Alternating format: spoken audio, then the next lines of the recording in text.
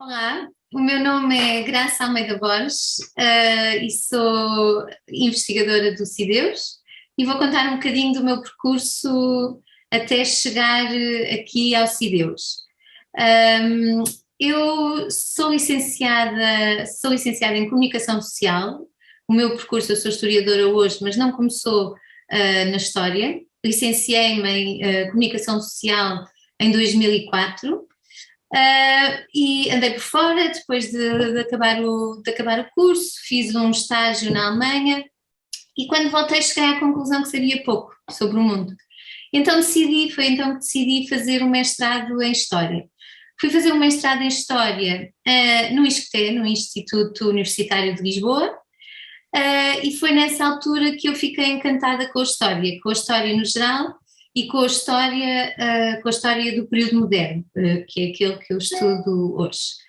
Nessa altura, estive a estudar, sempre gostei de problemas grandes, de temas grandes, de tentar procurar explicações para o mundo de hoje, mas explicações reais, não só naquela máxima que toda a gente utiliza, precisamos de perceber o passado, de conhecer o passado para perceber o presente. Não, o que eu queria era mesmo problemas grandes que me ajudassem a perceber mesmo bem o mundo de hoje. E então eu comecei por fazer uma tese de mestrado sobre a globalização no período moderno.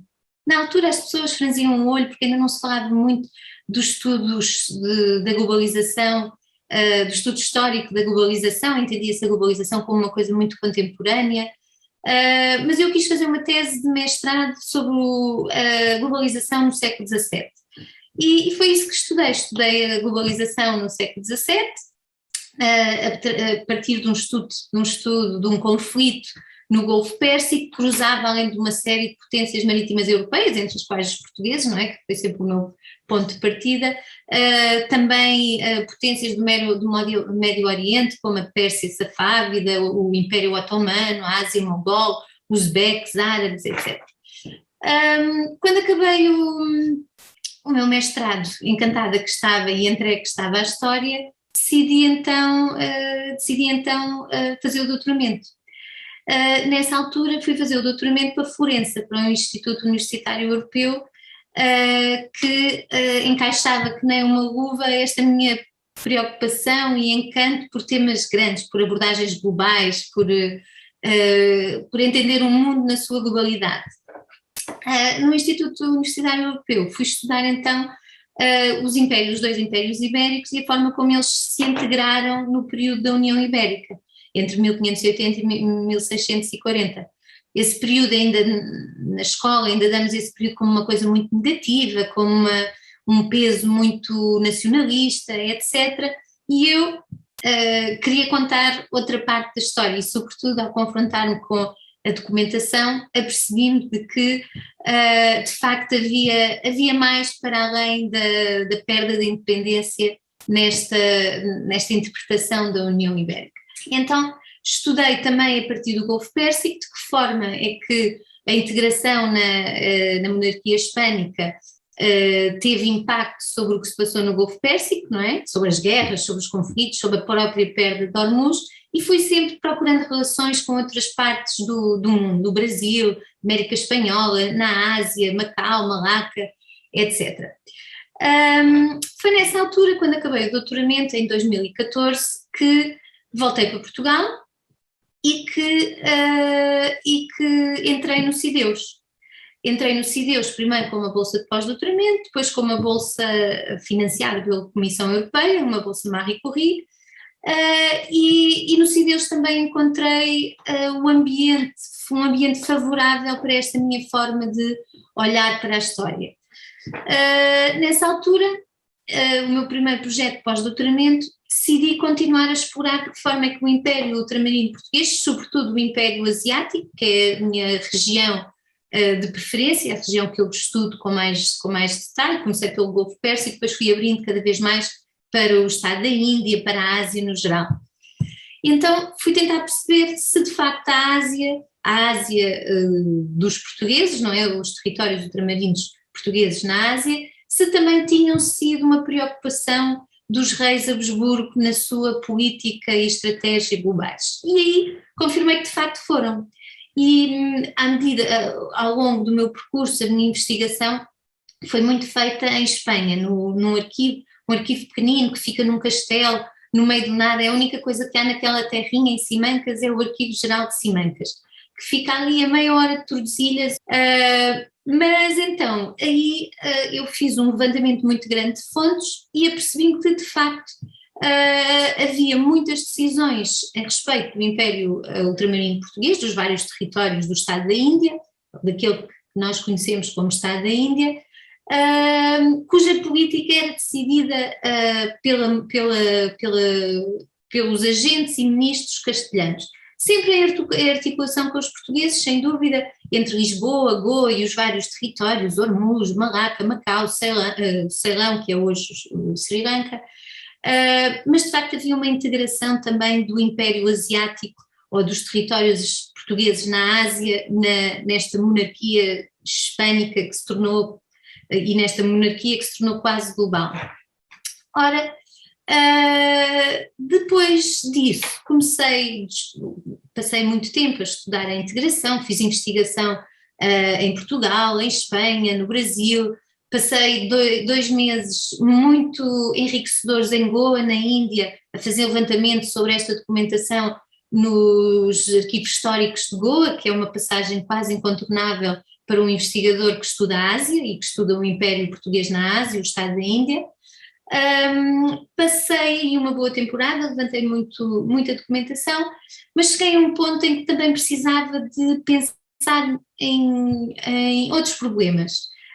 Já tinha estudado a globalização, já tinha estudado esta integração e esta criação do império quase global, que era a união dos dois impérios, e comecei a aproximar-me de uma das áreas que mais nos fascina em todos os níveis, não só do ponto de vista da história, mas também do ponto de vista do presente, que é a área dos direitos humanos. De que forma é que a criação e a construção destes dois impérios, sobretudo neste período em que estiveram unidos, entre 1580 e 1640, de que forma é que se lidou com o tema dos direitos humanos? Claro que quando nós recuamos ao século XVI e XVII, nós não pensamos em direitos humanos, não havia tal coisa como direitos humanos. Os direitos humanos aparecem com a Declaração Universal logo a seguir à Segunda Guerra Mundial. Mas alguma coisa tinha que haver, alguns indícios, algum fio que entretanto desenrolou pela história e levou à Declaração Universal dos Direitos Humanos. E então o que é que eu fiz?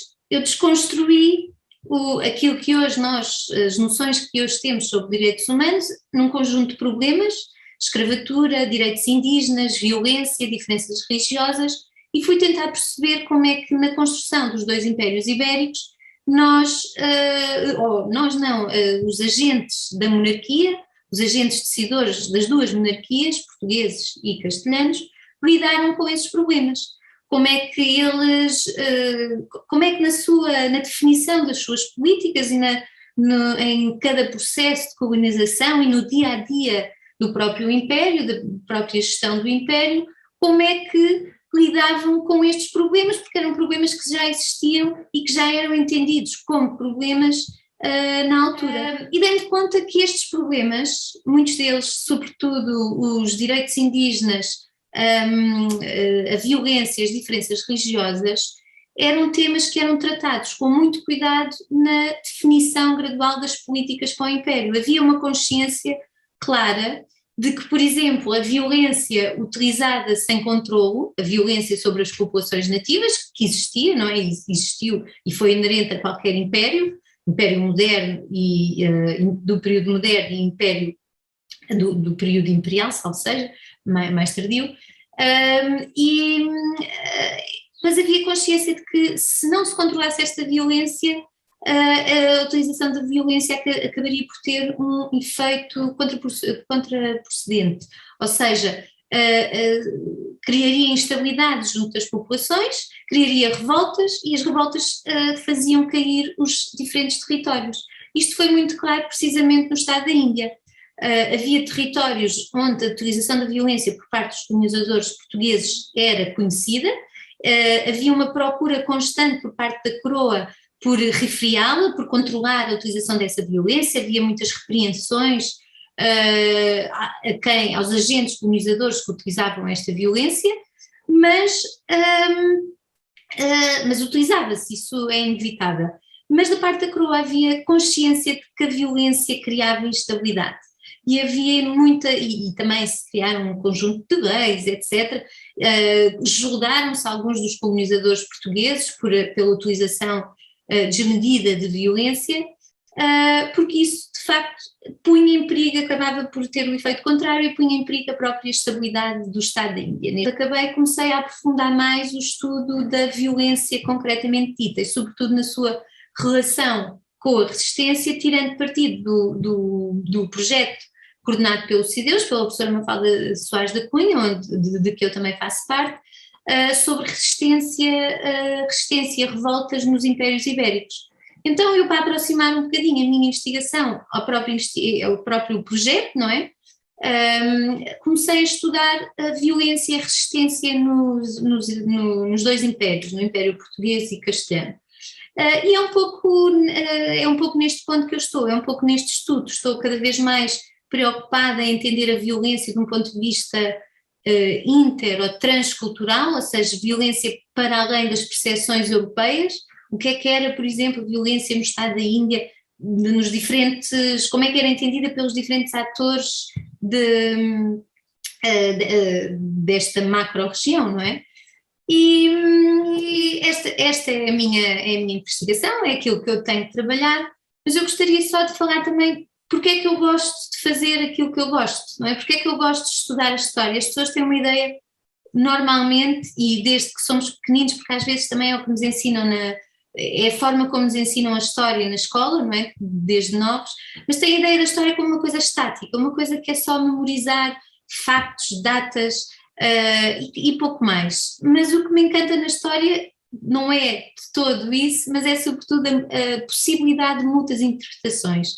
É a possibilidade de desconstruir ideias e noções feitas, e por isso explica também o meu percurso, o meu percurso de investigação e porque é que eu tenho escolhido os temas que escolho.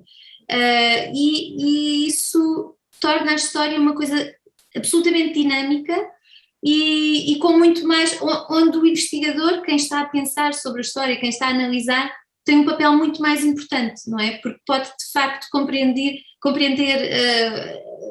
determinado evento, acontecimento, pessoa, documento até, de uma maneira muito diferente do historiador que está ao lado, e isso basta se nós, um conjunto de 20 pessoas todas estivermos a ler um documento, se calhar vamos ter várias interpretações diferentes deste documento, e isso torna a história em algo absolutamente fascinante. E eu acho que agora o nosso passo enquanto historiadores, e estes projetos, os últimos projetos de investigação, não só nacional, com financiamento nacional, mas também europeu ou internacional, tem-nos chamado a atenção para a necessidade de partilharmos mais esta investigação e de diferentes maneiras. E é por isso que também que estamos todos envolvidos não só em vídeos como este, mas também em e-books, em projetos digitais, em ferramentas digitais que, claro, sempre complementado com os artigos e os livros que nós escrevemos, que ajudam também a partilhar aquilo que é, para a maior parte de nós, uma verdadeira paixão.